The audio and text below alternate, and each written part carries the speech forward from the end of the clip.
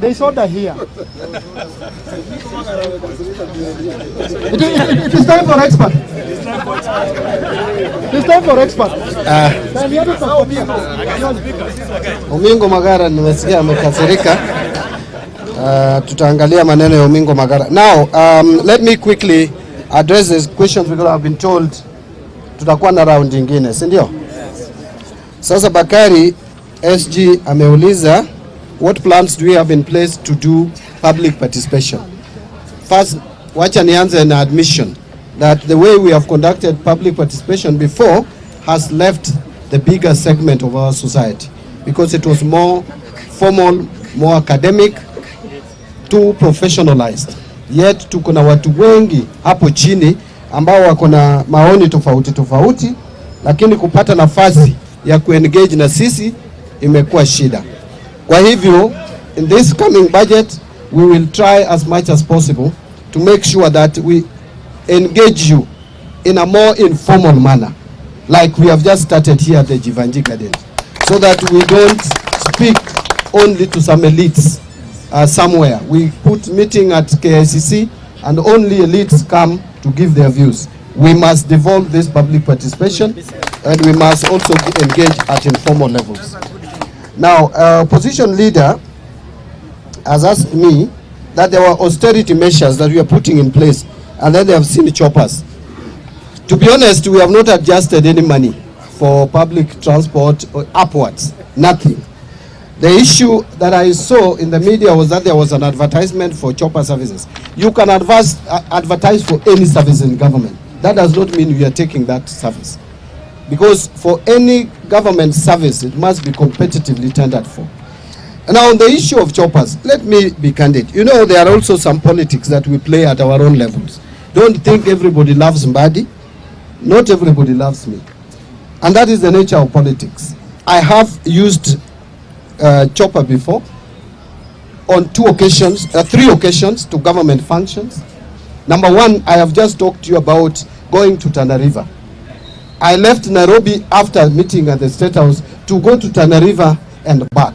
I don't know whether I would have made it using my car. I wouldn't have. So I had to go to Tana River and really see for myself. As I said, long gone are days when Cabinet Secretary in charge of National Treasury would be on 14th floor from January 1st to December 31st without engaging with wananchi. You can go with your car, but if it is not practical, then you can also get the fastest means. Especially the project that I went to look at, those are projects that are funded through climate financing. This is what we call the financing in terms of local communities, FLOCA. The second one is when I went to Kakamega, there were issues with the expenditure of FLOCA funds. I had to go to see for myself because we even stopped the bank account of Kakamega County on that. I didn't want to be someone who sits here and money is probably being embezzled elsewhere. I had to go and witness myself. And from there, I went to another function of FLOCA in Kisumu. So let me ask you, once I finish that and I want to go to my rural home, does the chopper drop me on the road and come back to Nairobi and I walk to my home? The chopper will definitely drop me at my home. So that is exactly what I did. After I finished the 3 events, one in Kakamega, another one in Kisumu, 2 in Kisumu actually, where we were with Governor Nyang'nyong. After that, I could not be dropped in Kisumu to walk to Suba. Suba was very nearby. Before they come back to Nairobi, I was dropped home and the chopper came back to Nairobi and I drove back to Nairobi when my time to come to Nairobi came. The last one was the issue of tree planting and also to go and launch electricity projects together with Rwanda. I don't know what this person who wrote this, the problem he had with electricity in Suba. Suba people have not had electricity for years, for decades. If they get electricity and we go there for official government function, I don't know how that is affecting someone. So really, we are trying not to be wasteful. We are trying to be very prudent. There is even no money to waste. In fact, I would be like what our people would call in vernacular, I would be Judge Walk, at this stage to spend, to waste public money.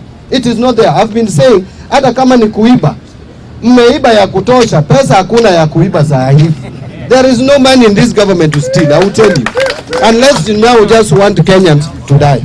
Now, I think I spent so much time on that. Let me move to NSSF going up. Yes, a law was passed so many years back on NSSF to increase it to a percentage of salary, 6%. That law, it's only that it is being implemented today. But let me tell you, Sahi, you may not see the value of saving for retirement. But as a personal finance advisor, I would tell you, you need to save money for your retirement. In fact, from day one. Sahi, because many of us probably are younger, ask someone like me, I am now turning 44 this year, 54 this year. If I was working in a formal employment where my retirement is 60, I have no more than 6 years. But mine is even worse, because I don't know about tomorrow. I can be rendered jobless anytime. Therefore, now I've started feeling the need to have pension in my pocket. That is why, one of the reasons, I also brought that amendment so that I protect also myself when I retire. That when I get my pension, I take the whole of it without surrendering anything to the government. But VAT, take it from me, we are not increasing VAT at all.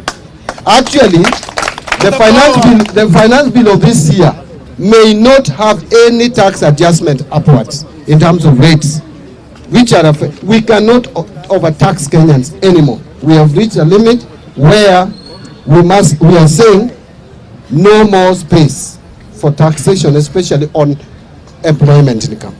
You will not see any more taxes on employment income under my watch as a CS. CPA Kibarenge, shareable revenue, I hear you very well. Actually, it was 418 billion for 2024-25. You are saying it has come down to 2025-26 to 405 billion. That is true. Do you know why? I'll explain. 2023-24, the government budgeted to transfer money to the counties. But by the end of the year, we had not given counties 31 billion shillings, 30.8. So that 30.8 was reverted in 24-25. So the shareable revenue was 387 for 24-25, 387. But because there was 30 billion which was not paid the other year, that was added to 387. If you do that math, it takes you to 418. Now this year, there is no carryover, or I project that there will be no carryover to the next year. That is why it is 405. So 405, compare it with 387, not 418. 418, we loaded the carryover from 23-24. I hope I've explained that.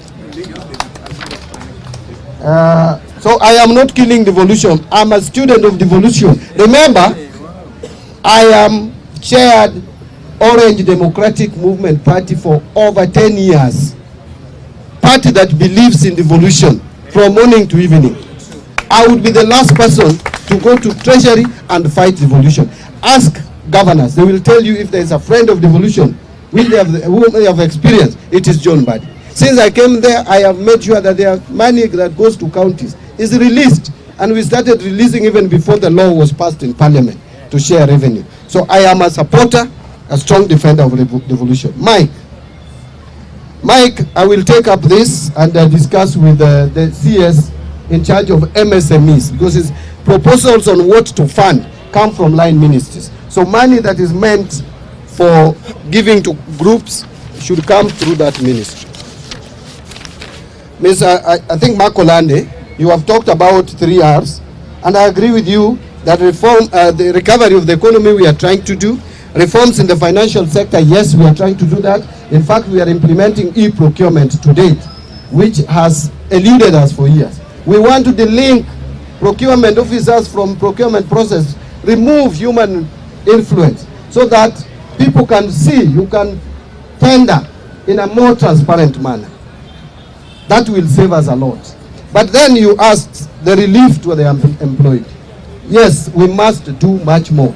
One of the reliefs to the unemployed is to employ them. not to give them money, not to give them stipends. That should be the last resort. Even in the US, they only give stipends to people who are not able to get jobs. So we must make sure that people get jobs. We must expand the job space.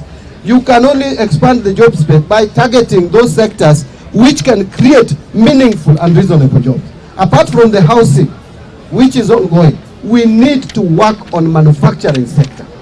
We must now actualize this value addition.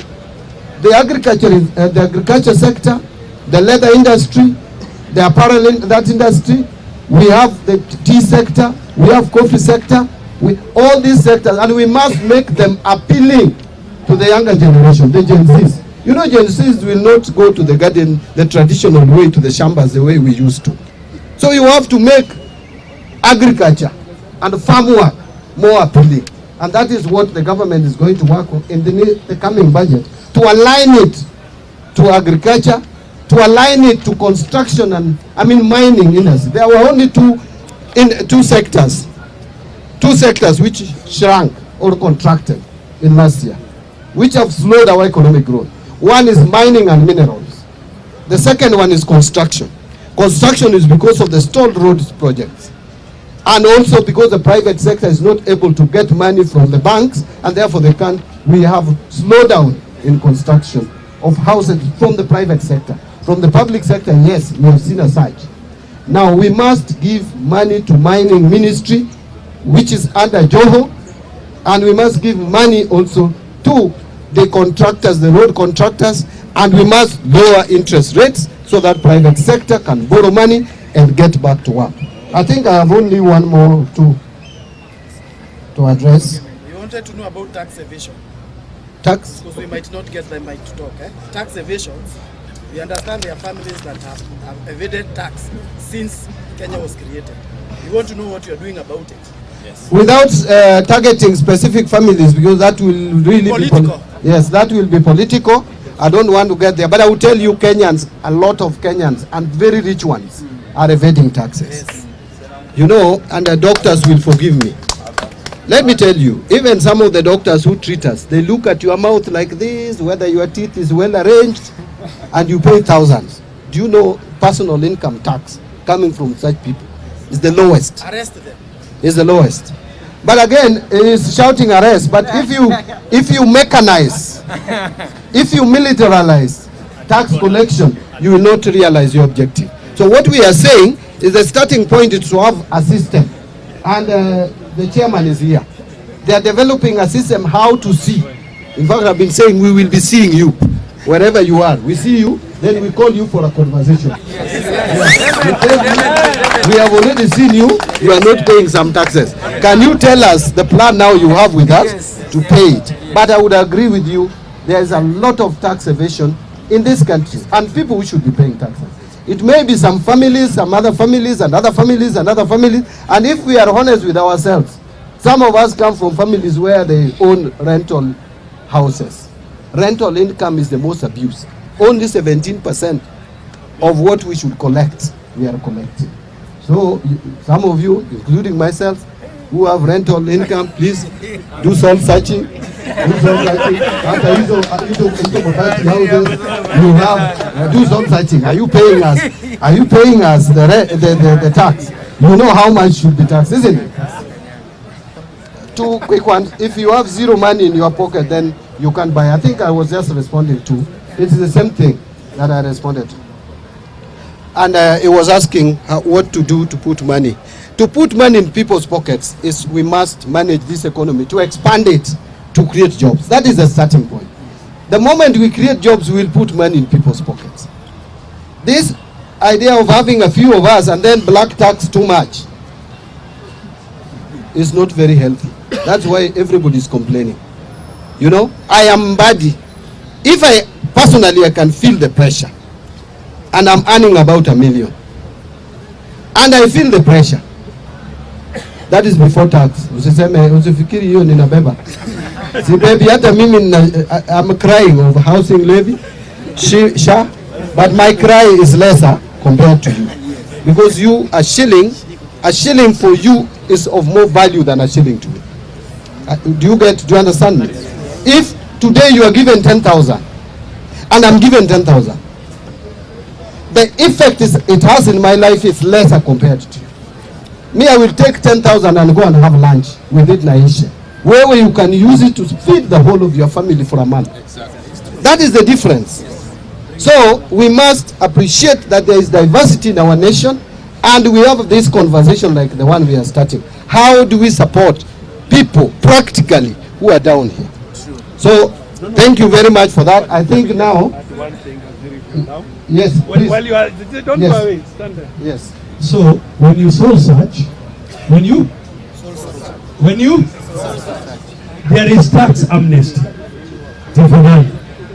Take advantage of it. Between now and the end of June, if you fell behind, when you soul search, please come. There is tax amnesty for all amounts up to December 31st, 2013. Yani ukianza 2013 ukiangalia nyuma, kama ulichelewa, wewe kuja, hapana ogopa.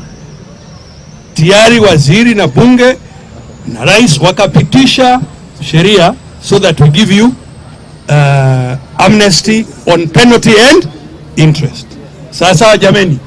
So such, and please come, don't wait for June, come this February. Thank you. Thank you, Governor.